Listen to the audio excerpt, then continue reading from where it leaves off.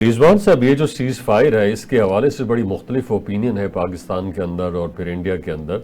India तो cease fire को extend कर रहा है, वो कह रहा है जी 2 दिन की है, 4 दिन की है, 18 तक है, 20 दिन तक है, या किसी भी वक्त ख़त्म हो सकती है। ये अभी वो कहता है कि जी हमारा सिंदूर ऑपरेशन जो है वो जारी है। तो ये एक तरह से ख़तरा तो मुंडला रहा है कि दुश्मन जो है वो बिल्कुल इस बात के ऊपर नहीं आ रहा कि जी सीज़ फायर हो गया, हालांकि वो ख़ुद ही अमेरिका के पास पहुंचा, ट्रंप के पास पहुंचा कि जी सीज़ फायर करवा दिया जाए। तो इससे हम क्या समझें, क्या वो रीऑर्गेनाइज हो रहा है, वो एक और हमले की प्लानिंग कर रहा है? और फिर जब सीज़ फायर की बात होती है तो कहता है जी ट्रूप्स वापस जाएं, आप आहिस्ता आहिस्ता अपने यानी जो बॉर्डर के ऊपर आपके फोर्सेज हैं वो पीछे हटें। उनको पीछे हटाना चाह रहा है, जबकि सिंध ताश के हवाले से उसका जो पहले दिन से मौक़िफ़ है कि ये मुआहदा मैंने मुअत्तल कर दिया है, उसको वो उसकी जो मुअत्तली है या उसकी जो सस्पेंशन है उसको वो ख़त्म नहीं कर रहा। आज भी 20% पानी उसने रोका हुआ है और पानी के बहाव में खासी कमी है। बहुत शुक्रिया शेख साहब, ये बिल्कुल आपने सही कहा। 2-3 चीज़ें हैं इसके अंदर। पहली बात ये कि ये जो नरेंद्र मोदी की जानिब से पाकिस्तान के ऊपर हमले का ख़तरा है, ये बिल्कुल आज भी मौजूद है और ये एक ज़ख्मी शेर की तरह कि वो पाकिस्तान के ऊपर हमला करेगा ही करेगा, इसमें कोई शक नहीं है। और ये एक थ्रेट मौजूद है और ये तो पाकिस्तान के ख़िलाफ़ जो थ्रेट है इंडिया की जानिब से, ये पहले दिन से मौजूद है। तो ये इंडिया को बिल्कुल आप इसमें रूल आउट नहीं कर सकते कि इंडिया पाकिस्तान के ऊपर अब हमला नहीं करेगा। हमला बिल्कुल वो कर सकता है, चांसेस इसके बिल्कुल मौजूद है।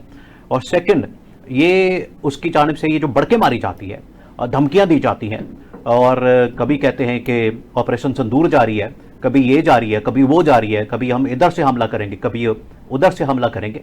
तो ये इसके अंदर बिल्कुल हकीकत है। और तीसरी बात ये कि अब ये जो इनके दरमियान, पाकिस्तान इंडिया के दरमियान एक सीज़ फायर हुआ है, तो दोनों जो इस वक्त DGMO लेवल के जो मुज़ाकरात हैं, डायलॉग हैं, वो हो रहे हैं और दोनों के दरमियान ये तय पा गया है। जो मैं आपको ये इस बारे में इंफॉर्मेशन दे रहा हूँ, दोनों के दरमियान ये तय पा चुका है कि 28 मई तक, इस महीने की 28 तारीख तक दोनों की जो फौजें हैं, दोनों की जो फोर्सेस हैं, वो चली जाएंगी पीस पॉइंट्स के ऊपर। पीस पॉइंट से मुराद ये कि उस पॉइंट के ऊपर चली जाएंगी जहां इंटरनेशनली उनको फिर पीस पॉइंट डिक्लेयर किया जाता है और उससे आगे फिर नहीं आएंगे। तो उसके बाद फिर ये डायलॉग का जो प्रोसेस है वो शुरू होगा NSA लेवल का। तो उसके अंदर फिर ये तमाम की तमाम चीज़ें आ जाएंगी, जिसमें सिंतास का वायदा भी शामिल होगा, जिसके अंदर कश्मीर वाला मसला भी शामिल होगा, जिसके अंदर दहशतगर्दी का मसला भी शामिल होगा, जिसमें ये पाकिस्तान इंडिया के दरमियान जो जंग का माहौल है, ये मसला भी सारे इसमें शामिल होंगे।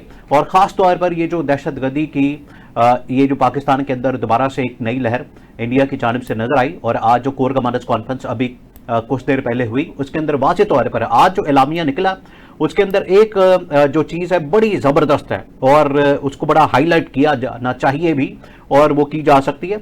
इसमें वाज़ेह तौर पर बता दिया गया कि इंडिया अपनी प्रॉक्सीज के ज़रिए से, BLA के ज़रिए से, तालिबान के ज़रिए से पाकिस्तान के ऊपर हमलावर है। तो वो 2 तरीक़ों से पाकिस्तान के ऊपर हमलावर है, एक तो सिंतास माहिदा या जंग करके, हमला करके, दूसरा ये प्रॉक्सीज के ज़रिए से। आज उसको एलामिया के अंदर बाकायदा तौर पर एक्सेप्ट किया गया, माना गया और इसको हाईलाइट किया गया, इसकी निशानदेही की गई है, जो बड़ा जबरदस्त है। और इसको बड़ा अरसा पहले होना चाहिए था, ताकि इंटरनेशनली भी इसको हाईलाइट किया जाए कि ये जो प्रॉक्सीज के जरिए से इंडिया पाकिस्तान के अंदर दहशतगर्दी करता है, इसको भी रोका जाए।